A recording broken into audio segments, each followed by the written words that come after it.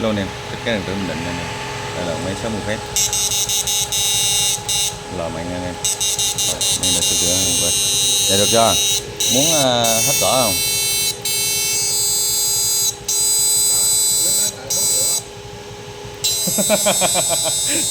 Nó đồ sửa này là nó bán 4 triệu nào. Rồi kết thúc video nha anh em. Rồi, đây là sửa chữa xong.